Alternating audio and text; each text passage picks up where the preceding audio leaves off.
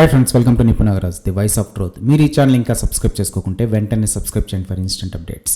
ఇక ఈరోజు మన టాపిక్, ఏం నాటకాలు ఆడుతుర్రా బై అని అంటున్నారు మన ట్రేడ్ పండితులు. ఎవరు అంటారా? ఇంకెవరు, నంగనాచే తొంగబుర్రలైన దిల్ బ్రదర్స్ అనమాట.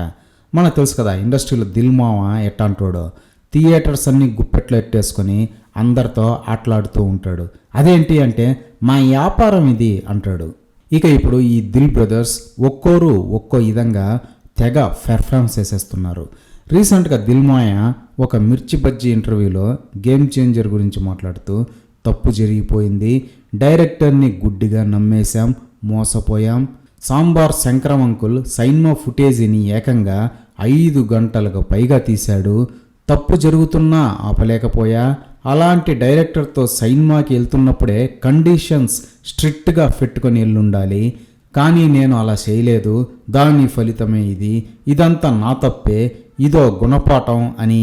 సేమ్ టైంలో సంక్రాంతికి వస్తున్న సినిమా రిలీజ్ చేయడానికి రామ్ చరణ్, చిరంజీవి గారు గ్రీన్ సిగ్నల్ ఇవ్వడం వల్ల ఫైనాన్షియల్ క్రైసిస్ రాకుండా బయటపడ్డామని, వాళ్ళ మంచితనం వల్లే శంకరం గుణపం దింపినా బయటపడ్డాం అని, దానికి వాళ్లకు ఎన్ని కృతజ్ఞతలు చెప్పినా తక్కువే అని తీవ్ర ఆవేదన వెలుబుచ్చి, నడిమిట్ల రామ్ చరణ్ని అన్యాయం చేశాను, ఆయన విలువైన కాలాన్ని వేస్ట్ చేశాను, ఆ గిల్ట్ నాకు ఉంది, త్వరలో ఫ్రెష్ స్టోరీతో ప్రామిసింగ్ డైరెక్టర్తో రామ్ చరణ్తో హిట్ సినిమా తీస్తా అని బాధాతృప్త హృదయంతో చెప్పుకొచ్చాడనమాట. అది చూసి ఆహా, దిల్ మాయ ఎంత ముంచోడో అని అందరూ జాలిపడ్డారు. ఇక నిన్న ఆయన తమ్ములంగారైన శిరీష్ అంకుల్ గ్యాస్ ఆంధ్ర ఇంటర్వ్యూకి విచ్చేసి మళ్ళీ గేమ్ చేంజర్ టాపిక్ ఎత్తాడు. ఆ సినిమా వల్ల మా పని అయిపోయింది అనుకున్నామని, కానీ వెంటనే రిలీజ్ అయిన మా ఇంకో సినిమా సంక్రాంతికి వస్తున్నాం వల్ల బయటపడ్డామని, గేమ్ చేంజర్ ఫ్లాప్ అయ్యాక హీరో రామ్ చరణ్ కానీ డైరెక్టర్ శంకరం అంకుల్ కానీ కర్టసీ కోసం కూడా కాల్ చేయలేదని, ఇప్పుడిప్పుడే యాక్టింగ్ స్కూల్లో ఎమోషనల్ సీన్స్ ప్రాక్టీస్ చేస్తున్న చైల్డ్ ఆర్టిస్ట్ లాగా భలే యాక్ట్ చేశాడు శిరీష్ అంకుల్. ఇక ఈ ఇద్దరు అన్నదమ్ముల ఓవర్ యాక్టింగ్ వెర్షన్లు కాసేపు అటుంచి ఫ్యాక్ట్స్లోకి వెళ్తే, అసలు గేమ్ చేంజర్ అంతలా మిస్ఫైర్ అవ్వడానికి రీజన్ ఎవరు అని ఆలోచిస్తే నిస్సందేహంగా దిల్ రాజు అనే అంటారు ఎవరైనా. ఎప్పుడో సాంబార్ శంకరానికి అడ్వాన్స్ ఇచ్చాడని దాన్ని రికవర్ చేసుకోవడానికి ఆర్ఆర్ఆర్ ఫినిషింగ్ టచ్లో ఉన్న రామ్ చరణ్ డేట్స్ పట్టేసి శంకరంతో బుక్ చేయించాడు. అవుట్డేటెడ్ డైరెక్టర్, అందులోనూ తమిళం డైరెక్టర్తో సైన్మాకి అడ్వాన్స్ ఇవ్వడమే ఘోరం అనుకుంటే, ఆర్ఆర్ఆర్ మెయిన్ హీరో రామ్ చరణ్ని ఆ పెంటలోకి లాగడం ఇంకో దారుణం అనే చెప్పాలి. సీనియర్ డైరెక్టర్ అయిన శంకరం అంకుల్ మీద రెస్పెక్టింగ్తో, దిల్ మాయ ఏదో ఫీకుతాడులే అన్న నమ్మకంతో రామ్ చరణ్ ఏమీ మాట్లాడకుండా అన్కండిషనల్గా డేట్స్ ఇచ్చి కమిట్ అయ్యాడు. పోనీ సైన్మా చక్కగా సకాలంలో పూర్తి చేశారా ఇల్లు అంటే అదేం లేదు. మళ్ళా ఇండియన్ 2 కోసం ఆ కమలం హాసన్ అంకుల్తో గొడవెట్టేసుకొని శంకరం అంకుల్ గేమ్ చేంజర్ షెడ్యూల్స్ అన్నింటినీ తారుమారు చేసి పడేశాడు. మెడ్రాస్ హైకోర్టు జోక్యంతో ఇండియన్ 2 కంప్లీట్ చేయడానికి గేమ్ చేంజర్ని అబ్రప్ట్గా పక్కన పెట్టేశాడు. అప్పుడైనా దిల్ మాయ కోర్టుకు పోయి ఆ సాంబార్ శంకరాన్ని మోకాళ్ళ మీద కూర్చోబెట్టాలి కదా, అదేం చేయలేదు. హీరో రామ్ చరణ్నే అడ్జస్ట్ అవ్వమని చెప్పాడు.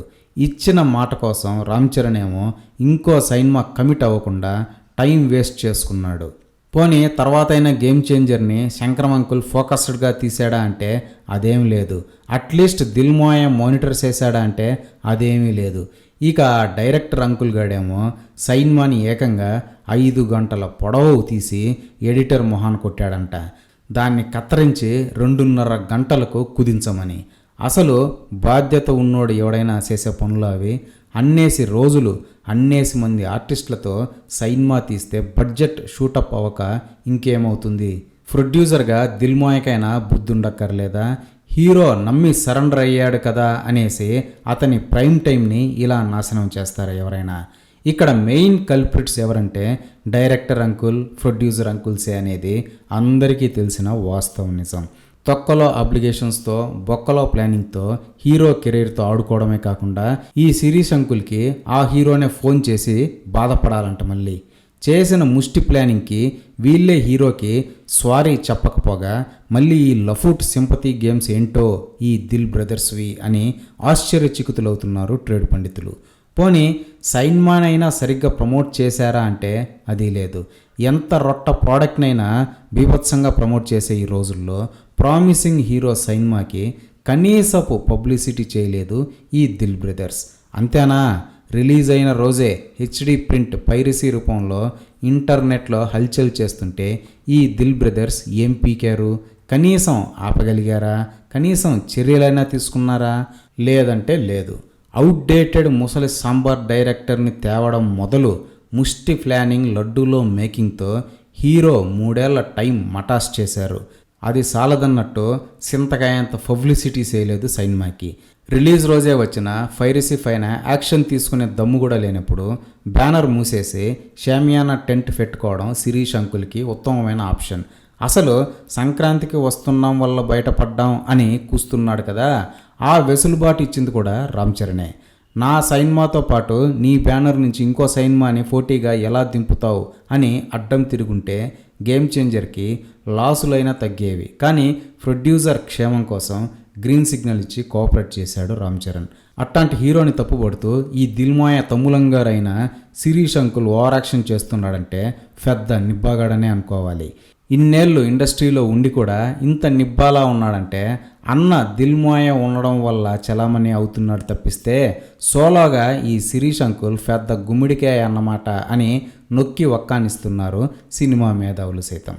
ఆర్ఆర్ఆర్ ఇమేజ్ని క్యాష్ చేసుకోవడానికి పద్ధతి ప్లానింగ్ లేని ప్రాజెక్టులోకి రామ్ చరణ్ని లాగి అతని ఇమేజ్ని క్రాష్ చేశారు. అయినా పల్లెత్తు మాట అనకపోగా లాస్ రికవరీకి సంక్రాంతికి వస్తున్నాం సినిమాని పోటీగా దించుతున్నా కూడా కోఆపరేట్ చేసి తన క్యారెక్టర్ చూపించాడు రామ్ చరణ్.